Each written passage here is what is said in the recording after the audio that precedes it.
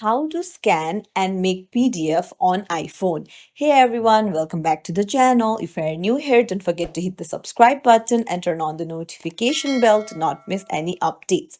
So you can easily scan and make document from your iPhone app itself. So to scan documents, you'll need to go to your Notes app and then open up a blank note. And on the bottom, you'll see attachment like icon. Go ahead and tap on it, and there you'll find scan document options.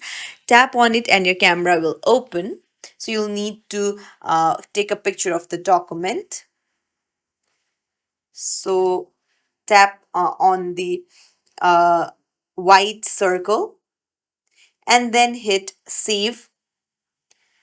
And now you can click any pictures as you want, and then you can scan it all. Now after you've scanned it, to make it into a PDF, you'll need to go to the share icon on the top right beside the three dots.